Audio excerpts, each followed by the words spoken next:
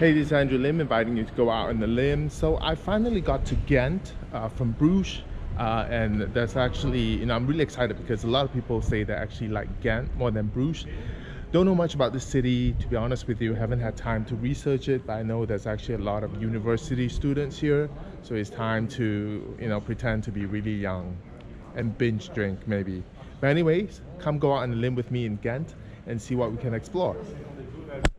Folks, before we start, kindly hit the subscribe button and the notify button for new contents that I upload weekly. Thank you. So for those of you who have been to Europe, I'm sure you'll agree with me when I say that there are many medieval towns here in Europe, but few actually have the charm of Ghent, located here in Belgium. So Ghent is actually located in the tradition-rich region of Flanders and is marked by canals, weaving through all the old charming buildings that you find here. During the Middle Ages, Ghent was considered one of the most powerful cities here in Northern Europe, second only to Paris, believe it or not.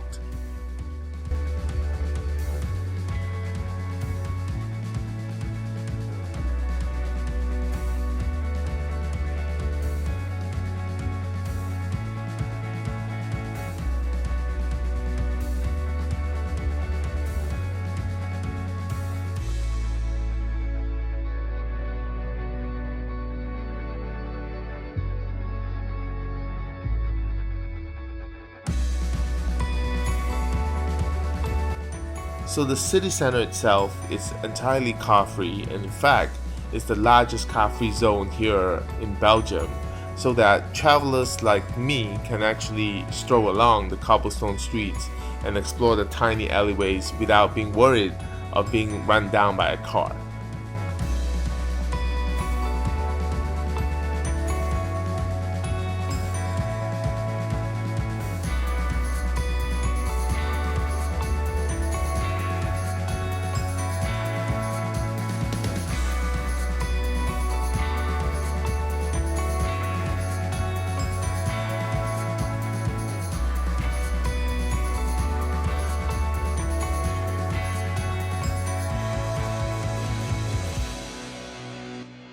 So one of the sites you have to visit when you're here in Ghent is the Castle of the Counts, or the official name is Gravenstein.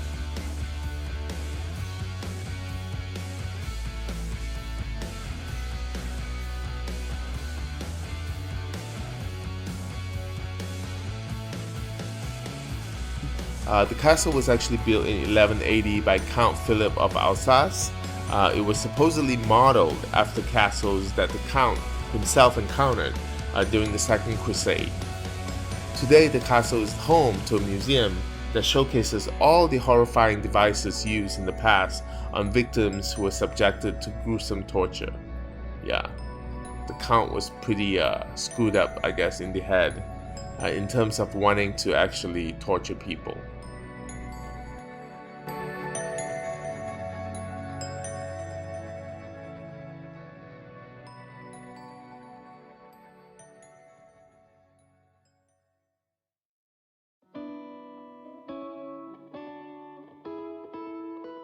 So the castle itself is pretty bare, if you ask me. Nothing spectacular. I think the highlight of the castle, for me, the highlight of my visit is actually coming across, what you call the bathroom of the castle, where the royalties or the count used to actually do his business, which literally is actually outside, straight into the canal. And in fact, there's actually a sign today asking tourists or visitors not to use it as a lavatory. Funny.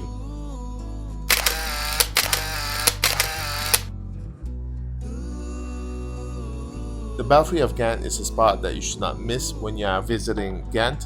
It is one of the 3 medieval towers that overlook the old city of Ghent, and its height of about 300 feet and 91 meters tall makes it the tallest belfry here in Belgium. In fact, it's a designated UNESCO World Heritage Site.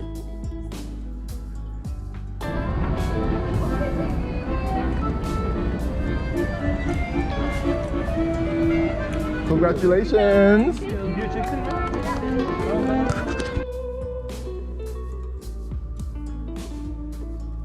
So everyone who visits Ghent will come to the St. Bavo's Cathedral. The cathedral itself is an 89-meter tall Catholic Gothic cathedral that was actually built between the 14th and the 16th century. But people flock here because the cathedral contains the well-known Ghent Altarpiece.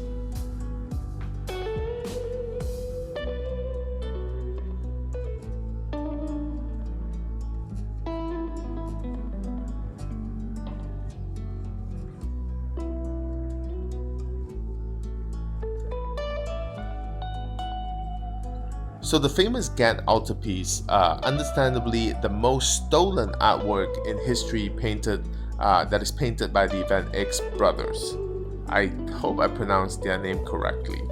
So during its 588 years of history, the Ghent Altarpiece has been nearly burned by rioting Calvinists, stolen by Napoleon for the Louvre in Paris, cut in half after falling into the hands of the King of Prussia, coveted by Hermann Göring, and taken by Adolf Hitler before being rescued by a team of commando double agents, as depicted in the movie Monuments Men, from an Austrian salt mine where it was destined to be blown apart with dynamite.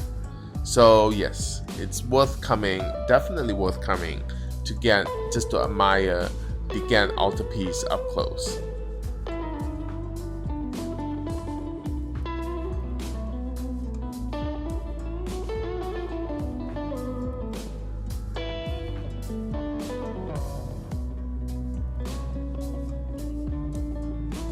Of course, if you don't feel like walking, just join one of the guided boat tours here in Ghent, which will take you on a cruise on the Canal as well as, under many bridges.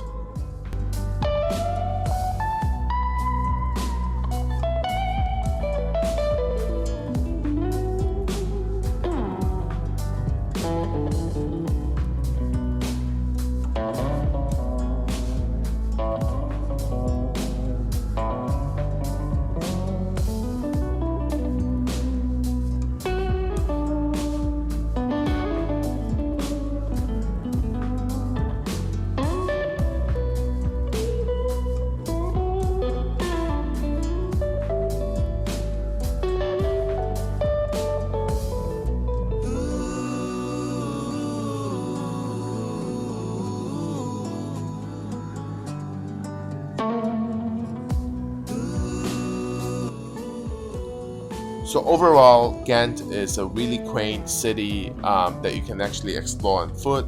It's really worth coming, although I don't think there's actually a lot to do here, but a 3 days 2 night stay would suffice. It would actually rejuvenate you, so definitely check out Ghent when you're here in Belgium. You won't regret it.